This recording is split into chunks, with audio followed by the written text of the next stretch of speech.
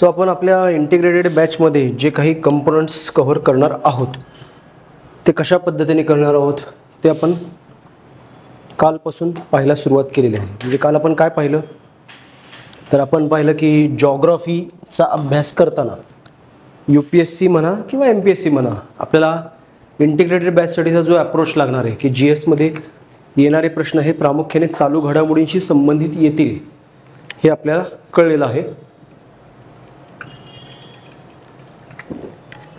तर मग ते प्रश्न कशा प्रकारचे असू शकतात म्हणजे आपल्याला अभ्यास स्टॅटिक घटकांचा करायचा आहेच. स्टॅटिक घटक म्हणजे काय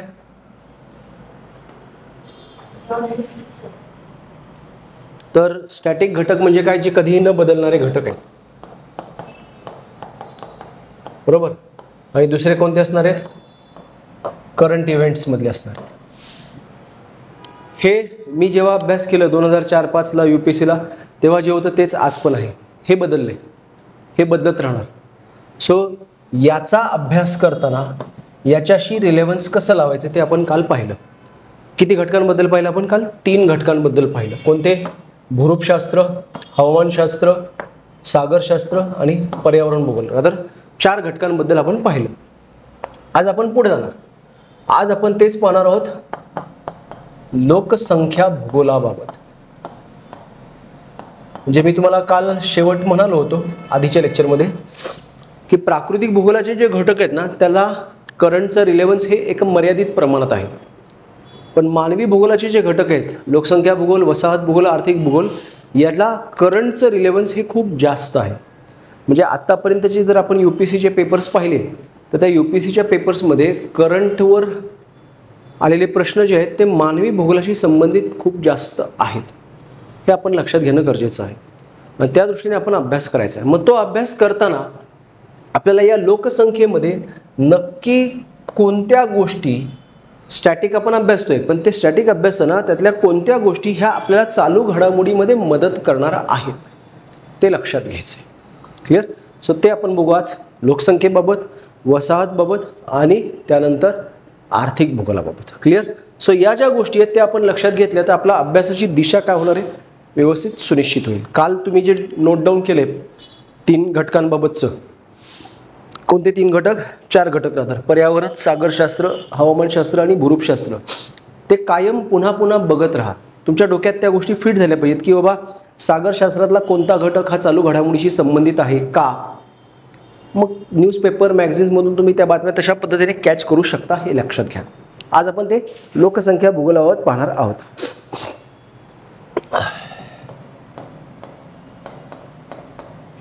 मी हे जे काही बोर्डवर काढतोय ते जस्ट कॉपी करून घ्या मग आपण त्याची चर्चा करू. तर लोकसंख्या भूगोल हा खूपच मोठा घटक आहे आणि त्या घटकाशी संबंधित प्रश्न विचारले जाण्याची शक्यता खूप जास्त आहे. जर तुम्ही काल मी तुम्हाला सांगितलं होतं मागच्या लेक्चरमध्ये की गेल्या 13 वर्षातील जे प्रश्न आहेत त्याचा आढावा घ्यायला सुरुवात करा. तर तुम्ही करायला सुरुवात केली की नाही आय डोंट नो. तर ते जरा करणं गरजेचं आहे. ते करताना तुम्हाला लगेच जाणवेल की याच्यावर प्रश्न बऱ्याचदा आलेले आहेत. लोकसंख्येशी संबंधित कोणत्या घटकावर प्रश्न येण्याची शक्यता जास्त आहे ते आपण आता टप्प्याटप्प्याने बघूयात. नीट लक्षात घ्या. सर्वात महत्त्वाचा मुद्दा हा येतो बघा मानवी संसाधनाचे महत्त्व त्याच्याशी रिलेटेड डेमोग्राफिक डिव्हिडंड. म्हणजे मोदीजींनी गेल्या 2 टर्ममध्ये मोठ्या प्रमाणात योजना आखणं पैसा खर्च करणं केलेलं आहे. कशावर स्किल डेव्हलपमेंट कौशल्य विकासाशी संबंधित. असं का तर आपल्या देशाची जी काही लोकसंख्या आहे ते आपलं मनुष्यबळ आहे ते आपलं मानवी संसाधन आहे की ज्याच्या साहाय्याने आपण देशाच्या अर्थव्यवस्थेची प्रगती करू शकतो. पण ती प्रगती आपण तेव्हाच करू शकतो ज्यावेळेस हे मनुष्यबळ सक्षम असेल. ते आरोग्याच्या दृष्टिकोनातून सक्षम असेल ते शिक्षणाच्या दृष्टिकोनातून सक्षम असेल त्याच्याकडे कौशल्य असेल तर त्या मनुष्यबळाचा उपयोग आपल्याला अर्थव्यवस्थेची वृद्धी विकासासाठी होऊ शकतो. सो मनुष्यबळाचं जे काही महत्त्व आहे ते महत्त्व आपल्याला बारकाईने बघायचं आहे. आणि हे बघत असताना आपल्याला चर्चेत येणारा एक महत्त्वाचा मुद्दा आहे लोकसंख्या लाभांश ज्याला आपण इंग्रजीत म्हणतो डेमोग्राफिक डिव्हिडंड. हा लोकसंख्या लाभांश जो आहे तो अनुभवण्याच्या स्थितीमध्ये आज रोजी भारत आहे.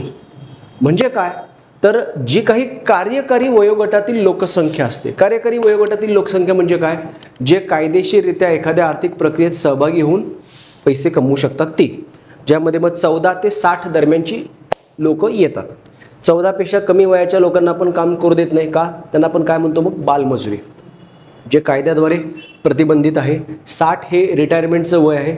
आता प्रत्येक ठिकाणी ते थोडंफार वेगवेगळं असतं, 60, 62, 65, आपण रफली 60 घेतो. 14 ते 60 यामध्ये जी लोकसंख्या आहे ती कार्यकारी वयोगटातील लोकसंख्या आहे. जर ती कार्यकारी वयोगटातील लोकसंख्या तुमच्या देशात खूप जास्त असेल तर तुमच्याकडे काय आहे, डेमोग्राफिक डिव्हिडंड आहे. का, तर काम करू शकणारी लोकांची संख्या सर्वात जास्त आहे.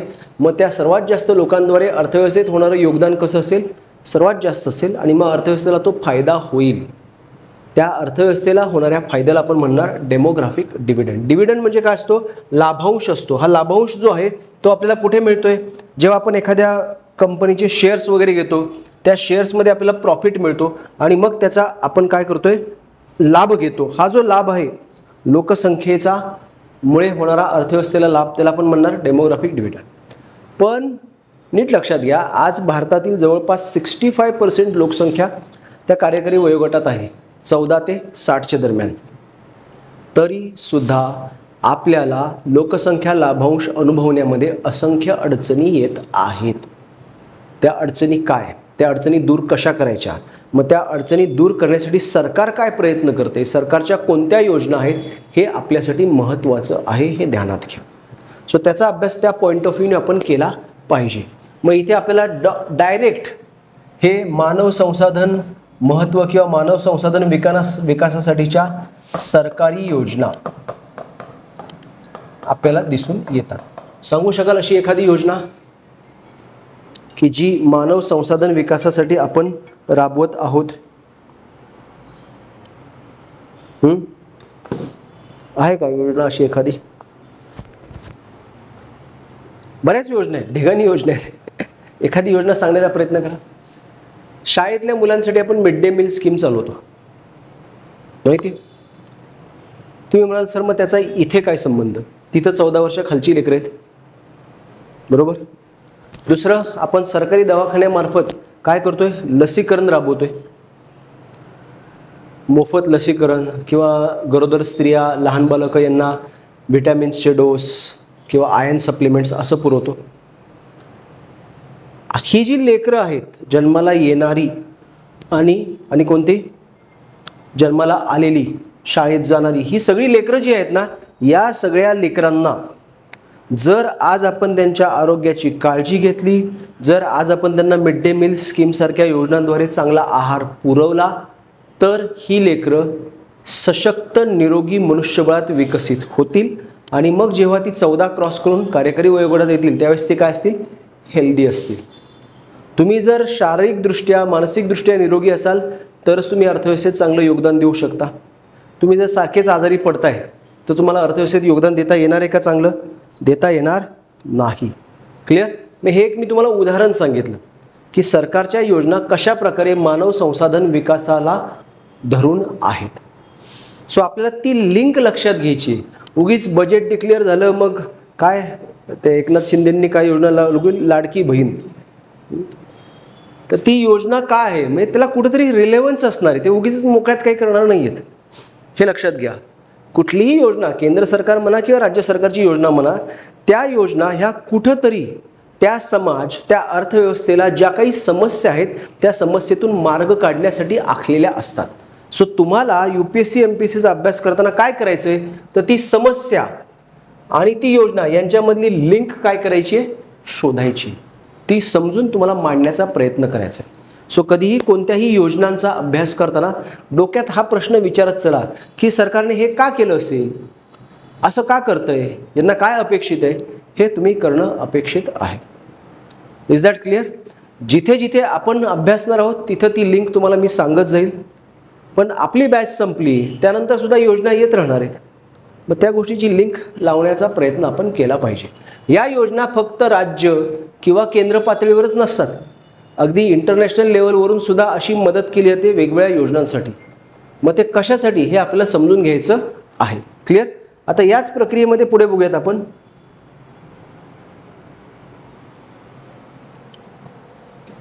दुसरं आहे लोकसंख्या वृद्धी, म्हणजे आपली जी लोकसंख्या आहे त्या लोकसंख्येची वृद्धी व्हायला लागलेली आहे.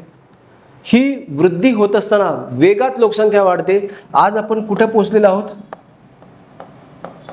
Number 1 in terms of total population. मग अशा परिस्थितीमध्ये जर का आपल्याला विकसित व्हायचं असेल तर ही लोकसंख्या, सर्वाधिक लोकसंख्या ही आपल्याला अडथळा न होता काय झाली पाहिजे, एक ताकद झाली पाहिजे. त्यासाठी आपण काय करणं गरजेचं आहे त्याचा इथे विचार करणं गरजेचं आहे. म्हणजे हे परत चालू घडामोडीशी संबंधित आहे. कुठल्या दृष्टिकोनातून? तर गेल्या काही महिन्यापूर्वी आपण टॉप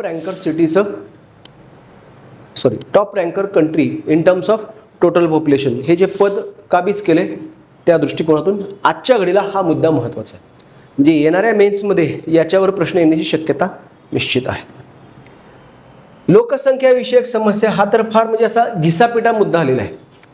याच्यावर अनेक वेळा प्रश्न विचारून झाले. आता त्याच्यावर प्रश्न फारसा विचारण्याची शक्यता नाही आहे. आला प्रश्न तर तो कशाच्या दृष्टिकोनातून येऊ शकतो? तो येणार आहे जर काही समस्या उद्भवली तर त्या समस्येतून. क्लिअर?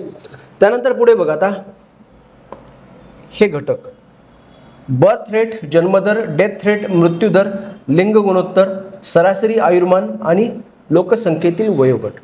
या सर्व घटकांचं मोजमाप आपण करत असतो ज्यावेळेस आपण आपल्या देशाची काय करत असतो, जनगणना करत असतो. ही जनगणना करत असताना आपण हे जे काही मोजतोय त्या घटकांमध्ये गेल्या अनेक वर्षात फार मोठा बदल झालेला आहे. आपला जन्मदर खाली आलेला आहे, आपला मृत्यूदर खाली आलेला आहे, आपलं लिंग गुणोत्तर मात्र दुर्दैवाने काय झालंय, फ्लक्च्युएट होतंय, प्रतिकूल झालेलं आहे. त्यानंतर जर आपण लाईफ एक्सपेक्टन्सी, सरासरी आयुर्मानाचा विचार केला तर आपलं सरासरी आयुर्मान 35 वर्षावरून कुठे गेले, 65 वर्षावर गेलेलं आहे. सरासरी आयुर्मान म्हणजे काय? आज जन्माला येणारा माणूस सरासरी किती वर्ष जगू शकेल याचा एक अंदाज असतो. स्वातंत्र्याच्या वेळेस जन्माला येणारी माणसं हार्डली किती वर्ष जगत असायची, 35 वर्ष जगतील असा ते सरासरी होती. पण आज ती कुठे पोहोचली, 65+ झालेली आहे. ही आपली अचीवमेंट आहे. हे आपण कसं साध्य केलं हा एक मुद्दा. आणि भविष्यात हा आकडा परत घसरू शकतो. का घसरू शकतो? म्हणजे आज सर्वांचं लाईफ एक्सपेक्टन्सी काय झाली म्हणतो आपण, वाढली. स्वातंत्र्याच्या वेळेस सरासरी आयुर्मान किती होतं, 35. तिथून ते आज कुठे झालंय, 65+ झालंय. म्हणजे हे काय झालं, वाढलं. नजीकच्या भविष्यात मी काय म्हणतोय, हा आकडा 65 वरून खाली घसरण्याचा धोका आहे. Got it? असा धोका का आहे, काय वाटतंय तुम्हाला? बोला, थोडासा विचार करा. हा विचार करणं फार आवश्यक आहे UPSC MPSCच्या अभ्यासामध्ये. नवीन नवीन रोग येत आहेत, जसं की चीनने सगळ्या जगाला गिफ्ट दिलं, कोविड, कोरोना. अजून पर्यावरणाचा ऱ्हास, व्हेरी गुड. अजून व्हेरी गुड. आपला सभोवतालचं हवा, पाणी, आपलं अन्न सगळं दूषित झालेलं आहे, त्यात भेसळ आहे. त्यामध्ये कधी कधी पर्यावरणाच्या ऱ्हासामुळे होतं, कधी कधी मानव त्यामध्ये भेसळ करतो, जसं दुधातली भेसळ ही सर्वात गंभीर गोष्ट आहे. गुड. अजून काही? अजून एक महत्त्वाचा मुद्दा की जो आपण, अपघात वाढलेले आहेत, प्रत्येकाला घाई झालेली आहे, त्यामुळे प्रत्येक वेळेस घाई गडबडीत चुका होतात, अपघात होतात. अजून काही महत्त्वाच्या मुद्द्याकडे तुम्ही दुर्लक्ष करत आहे.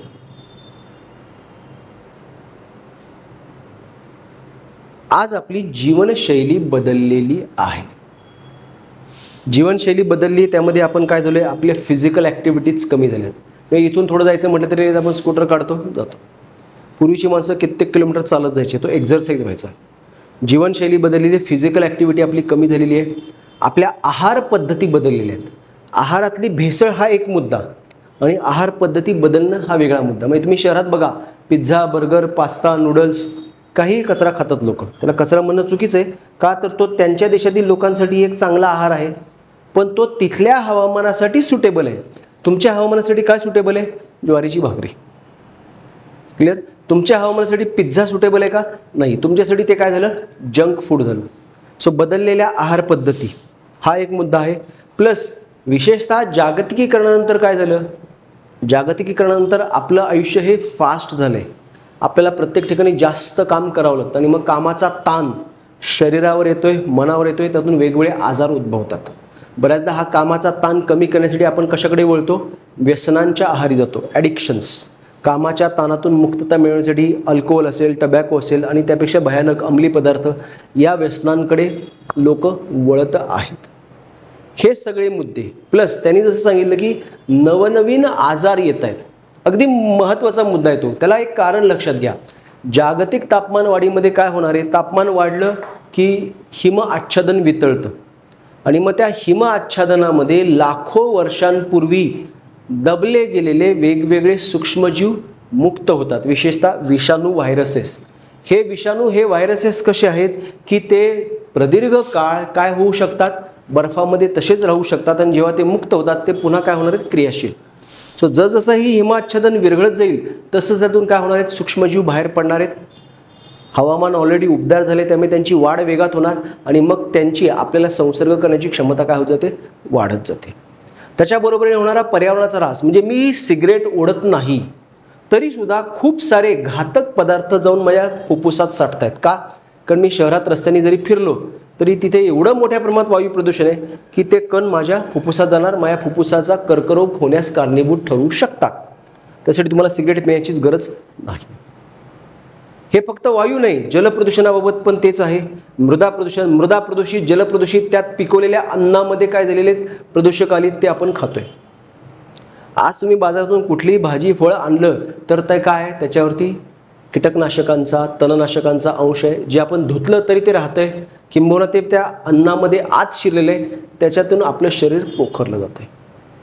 सो हे जे काही वेगवेगळे आस्पेक्ट आहेत जे विशेषतः जागतिकीकरणानंतर आपल्या भारताच्या समाजामध्ये दिसून येत आहेत, त्याच्यामुळे आपल्या आईवडिलांची पिढी सुखी आहे, त्यांचं आयुष्य मोठं आहे. क्लिअर? त्यांनी सगळ्याच दृष्टिकोनातून कष्ट केलेले आहे, त्यांना सगळ्याच दृष्टिकोनातून आपल्यापेक्षा चांगली परिस्थिती, कमी प्रदूषित परिस्थिती मिळाली. आपली परिस्थिती वेगळी आहे. एकतर आपली लाईफस्टाईल बदललेली आहे. क्लिअर? त्यानंतर आपल्याला जे काही मिळतं ते सगळं प्रदूषित आहे. त्यामुळे आपली पिढी ही लवकर कोलमडणार आहे. म्हणजे आपले आई वडील जर 70-80 पर्यंत जगले तर मोस्ट प्रोबेबली आपली 60मध्येच विकेट पडणार आहे. आणि या विकेटी पडायला सुरुवात झाली. तुम्हाला आपल्या आजूबाजूला बऱ्याचदा ऐकायला येतं की 30ला मनुष्य, 40ला मनुष्य अचानक पहिला हार्ट अटॅक आला आणि फ्यूज उडाला. क्लिअर? ह्या गोष्टी इथून पुढे प्रकर्षाने मोठ्या संख्येत ऐकू येणार आहेत. तुम्ही म्हणाल सर काय निराशाजनक बोलतायत. हे निराशाजनक आहे पण ते सत्य आहे. म्हणजे भारत हा देश डायबेटीस हा आजार, हृदयविकाराचे आजार, मेंदूत रक्तस्राव होणं म्हणजे स्ट्रोक, या 3 आजारांबाबत जागतिक पातळीवर नंबर 1 होणार आहे लवकरच. आणि याला कारणीभूत आहेत आपल्या बदललेल्या लाईफस्टाईल्स. डायबेटीस हा मुळात आजार नाहीच आहे, ते बदललेल्या जीवनशैलीचे दुष्परिणाम आहेत. आणि त्याच्यामुळे आपला मृत्यूदर काय होणार आहे? परत वाढणार आहे. लोक लवकर मृत्यू पावण्याचा धोका जास्त आहे. सो हा जो बदल इथे होणार आहे या लाईफ एक्सपेक्टन्सीमध्ये, म्हणजे जो आकडा वाढला आता तो आकडा काय होणार? परत खाली येण्याचा धोका आहे. त्या धोक्याची मला माहिती आहे, हे आपल्याला तिथं कळलं पाहिजे, एक्झामिनरला दाखवता आलं पाहिजे. मग हे असं खाली न येता ते लाईफ एक्सपेक्टन्सी वाढावी यासाठी आपण काय प्रयत्न करणार? तर ज्या ज्या चुका आपण मांडतोय त्या दुरुस्त करायच्या. वैयक्तिक पातळीवर बऱ्याच गोष्टी आहेत. तुम्ही एक्झरसाईज करू शकता, तुम्ही चांगलं अन्न ग्रहण करण्याचा, शक्य तितकं चांगलं अन्न ग्रहण करण्याचा प्रयत्न करू शकता, ताणतणावापासून मुक्तता प्राप्त करू शकता आणि स्वतःच्या पातळीवर जेवढं काही पर्यावरणाचा ऱ्हास कमी करता येईल तेवढं करा. भारतातल्या 130-140 कोटी लोकांपैकी 100 कोटी लोकांनी जरी ठरवलं की मी माझ्या पातळीवर पर्यावरणाचा ऱ्हास होऊ देणार नाही, तरी पर्यावरणाचा ऱ्हास मोठ्या प्रमाणात काय होईल? कमी होणार आहे. सो हे उपाय आपल्याला तिथे सुचवता आले पाहिजेत. सो एक गोष्ट नीट लक्षात घ्या, या प्रत्येक घटकावर वेगवेगळे प्रश्न येऊ शकतात. म्हणजे जन्मदर, मृत्यूदर कमी झाले आहे, पण जन्मदर फार सावकाश कमी झाला, मृत्यूदर वेगात कमी झाला. असं का? सरकारची कोणती धोरणं, सरकारच्या कोणत्या पॉलिसीज त्या गोष्टीला कारणीभूत ठरल्या, हे आपल्याला लक्षात आलं पाहिजे. इव्हन त्याच्यावर एक साधा सोपा लक्षात घ्या असा प्रश्न येऊ शकतो की भारतामधील प्रत्येक राज्यातील जन्मदराचा ट्रेंड हा वेगवेगळा आहे. म्हणजे आज या महाराष्ट्रामध्ये शहरामधलं एखादं दाम्पत्य लक्षात घेतलं की ज्यांचं आत्ता लग्न झालं किंवा गेल्या 4-5 वर्षात लग्न झाले, त्यांचा कल काय? Single child policy. ते एकापेक्षा जास्त लेकरं होऊ देत नाहीत. मग ते लेकरू मुलगा असो किंवा मुलगी असो त्यांच्यासाठी ते सेम आहे. पण हेच त्याच वयोगटातील तेव्हाच लग्न करणारं बिहारमधलं दाम्पत्य पाहिलं तर ते अजूनसुद्धा 2 ते 3 लेकरं होऊ देतात. विशिष्ट समाजात विशिष्ट धर्मामध्ये मुलं जन्माला घालण्याचं प्रमाण कमी आहे. इतर विशिष्ट धर्म समाजामध्ये मुलांना जन्म घालण्याचं प्रमाण अजूनसुद्धा जास्त आहे. इथे उत्तर लिहिताना सांगताना कुठल्याही धर्माचं नाव सांगायचं नाही, विशिष्ट धर्म म्हणायचं. क्लिअर? कुठल्या धर्मात अजून लेकरं जास्त जन्माला घालतात हे आपल्याला माहिती आहे, पण उल्लेख करायचा नाही. मग ही अशी वेगवेगळी पातळी का? म्हणजे आपण जे म्हणतोय ना की आपल्या देशाची लोकसंख्या आटोक्यात आणण्यासाठी फार प्रयत्न करावे लागत आहेत, ते एवढं सहजासहजी होत नाही का? तर प्रत्येक राज्यामधल्या समाजाची काय आहे, विचारसरणी वेगवेगळी आहे. या महाराष्ट्रामध्ये आजच्या पिढीमध्ये लोकांनी जन्मदर कमी केला आहे, एकच लेकरू होऊ देत आहेत. का? तर या महाराष्ट्रामध्ये आजपासून जवळपास 100 वर्षापूर्वी रधो कर्वेंनी कुटुंब नियोजनाबाबत, छोट्या कुटुंबाच्या महत्त्वाबाबत जनजागृती केली होती. तेव्हा जाऊन कुठं लोकांची विचारसरणी बदलली आणि आता लेकरांची संख्या कमी झालेली.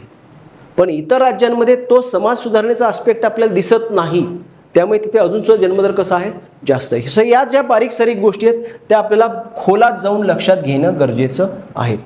ते प्रत्येक घटकाबाबत लागू होतं. जेव्हा जेव्हा आपण त्याची चर्चा करू तेव्हा त्या घटकाला, भारतातील त्या घटकासंदर्भात झालेल्या बदलाला, त्याची आजची भारतातली स्थिती काय आणि भविष्यात काय होऊ शकतं याबद्दल आपल्याला माहिती घ्यायची आहे, हे लक्षात घ्या. सर्वात हॉट इश्यू जर काय असेल ना, तर सर्वात हॉट इश्यू काय आहे, स्थलांतरण. क्लिअर? सो त्याबद्दल आपण बोलूयात. Just a minute. हा जो स्थलांतरणाचा मुद्दा आहे ना, तो आजच्या घडीला आपल्यासाठी फार महत्त्वाचा आहे. कारण आपल्या देशामध्ये मोठ्या प्रमाणात प्रादेशिक असमतोल झाला आहे. आपण मागच्या कुठल्या तरी एका घटकाच्या चर्चेत पाहिलं होतं. प्रादेशिक असमतोल झाल्यामुळे काय होतं आहे की जी काही मोजकीच विकसित केंद्र आहेत त्या विकसित केंद्रांकडे काय होतं, नोकरी मिळवण्यासाठी, रोजगार मिळवण्यासाठी, शिक्षणासाठी लोक स्थलांतरित होतात आणि मग त्या मोजक्याच केंद्रांवरती काय होतं, मोठा बोजा पडतो, मोठा ताण पडतो. ही जी कंडिशन आहे, या कंडिशनमुळे खूप साऱ्या समस्या उद्भवलेल्या आहेत. त्याचा एक सर्वंकष अभ्यास आपल्याला करणं गरजेचं आहे. हे जसं विदिन इंडिया होते तसंच आउटसाईड इंडियासुद्धा होते. तुम्ही बऱ्याचदा ऐकलं असेल की कॅनडामध्ये भारतीय विद्यार्थी, भारतीय नागरिकांवर हल्ले झाले, ऑस्ट्रेलियामध्ये भारतीय विद्यार्थ्यांवर हल्ले होतात, रशियामध्ये होत आहेत. हे असं का? तर कुठेतरी तिथल्या लोकांमध्ये आता एक न्यूनगंड, एक भीती निर्माण व्हायला लागली की हे बाहेरचे इथं आले त्यामुळे आमची शिक्षणाची, नोकरीची संधी गेली. क्लिअर?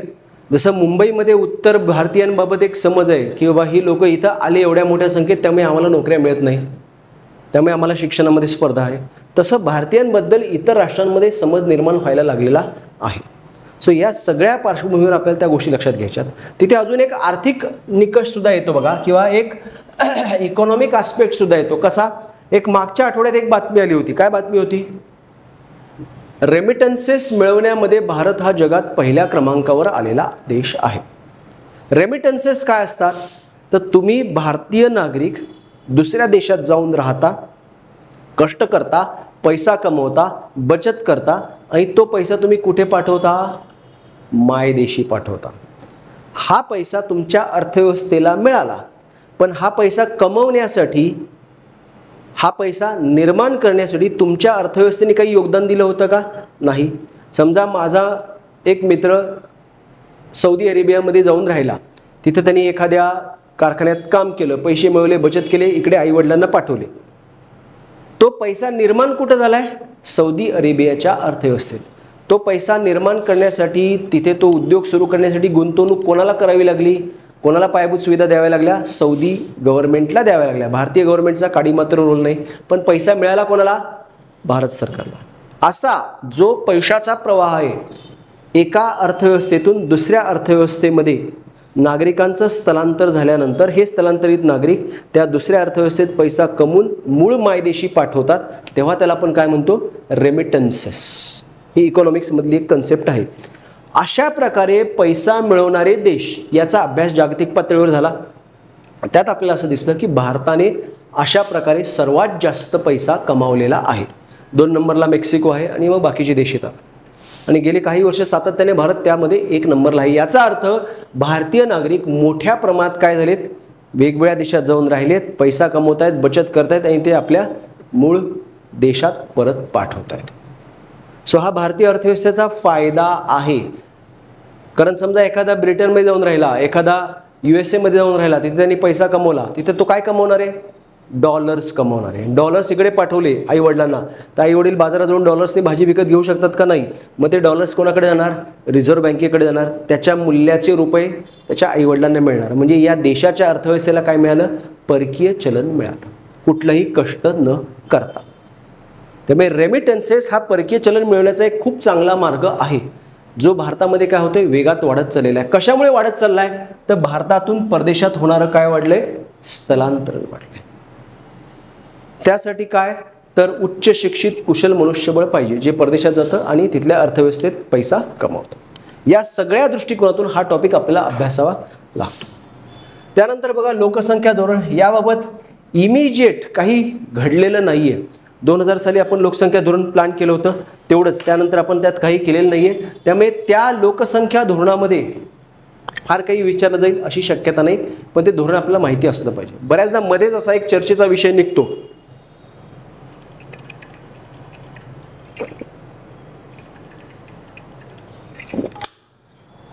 काय विषय निघतो? तर चीनमध्ये जी धोरण राबवलं होतं, प्रत्येक जोडप्याने किती मूल होऊ द्यावं? एकच मूल होऊ द्यायचं, एकापेक्षा जास्त लेकरांना जन्म द्यायचा नाही, असं चीनने जे धोरण राबवलं होतं, ते भारतात राबवलं जावं का? असा प्रश्न तिथे विचारला जाऊ शकतो. पण ते चुकीचं आहे, तसं राबवण्यात काहीही तथ्य नाही. त्यानंतरचा एक महत्त्वाचा घटक की ज्यावर अनेकदा प्रश्न आलेले आहेत, तो म्हणजे भारतीय समाज. आता यावर आलेले प्रश्न तुम्ही सोशल इश्यूमध्ये म्हणा किंवा मानवी भूगोलात म्हणा, कुठेही इन्क्लूड केले तरी उत्तर तुम्हालाच लिहायचं आहे, हे ध्यानात घ्या. काय येतोय बघा, प्रत्येक देशाचा समाज आहे ना, त्याला विभागलं जातं. आता इथे आपण एवढे जण बसतोय, आपण काय करणार? महिला पुरुष असं म्हणणार, गोरा काळा, हिंदू मुस्लिम, असं वेगवेगळ्या प्रकारे आपण वर्गीकरण करत असतो. ह्या वर्गीकरणाचे जे वेगवेगळे निकष आहेत, त्यानुसार आपण वंश, जात, जमात, धर्म, भाषा, संस्कृती अशा 6 निकषांच्या आधारे समाजाचं वर्गीकरण करत असतो. ह्या निकषांनुसार आपल्या देशामध्ये बऱ्याच गोष्टी घडत असतात. म्हणजे आज आपल्या देशात चर्चेत आलेला एक महत्त्वाचा मुद्दा, रिझर्वेशन. प्रत्येक राज्यामधल्या समाजातला कोणता ना कोणता गट काय करतोय? आरक्षणाची मागणी करतोय. महाराष्ट्रातली ज्वलंत आरक्षणाची मागणी कोणती? तर मराठा समाजाचा OBC मध्ये समावेश करावा, धनगर समाजाचा शेड्युल्ड ट्राईबमध्ये समावेश करावा, तसं बाकीच्या राज्यांमध्ये पण आहे. सो जात हा घटक तिथे आला. भारतामध्ये बऱ्याचदा धार्मिक दंगली होतात, धर्म हा घटक येतोय. सो समाजामध्ये ज्या काही घटना घडतायत, त्या घटना कुठंतरी या 6 किंवा एका गोष्टीशी संबंधित असतात. मग त्यावर आधारित प्रश्न आपल्याला विचारले जातात. क्लिअर? सो या सगळ्या गोष्टी आपण लक्षात घेणं गरजेचं आहे. अजून एक बघा त्यात उदाहरण, भाषा. म्हणजे आपण गेले कित्येक दिवस केंद्र सरकारकडे मागणी करतोय. काय मागणी करतोय? की मराठी भाषेला कशाचा दर्जा द्यावा? अभिजात भाषेचा दर्जा द्यावा, क्लासिकल लँग्वेजचा दर्जा द्यावा, असं आपण सातत्याने मागणी करतोय. कळलं तुम्हाला? मग ते काय नक्की क्लासिकल लँग्वेजचा दर्जा काय, त्यात काय निकष असतात, ती भाषा किती जुनी असली पाहिजे, इतर काय पुरावे लागतात, ह्या सगळ्या गोष्टी चालू घडामोडीशी संबंधित आहेत. वरवर पाहता तो प्रश्न नक्की कुठल्या विषयाचा आहे हे आपल्याला कळत नाही, पण तो आलाय पेपर 1 मध्ये आणि तो कशाशी संबंधित असतो? मानवी भूगोलाशी संबंधित असतो. क्लिअर? हे नीट लक्षात घ्यायचं आहे. सो हा घटक आपल्यासाठी एकदम हॉटेस्ट इश्यू असणार आहे. याचा अभ्यास करताना आपल्याला बराच वेळ द्यावा लागणार आहे.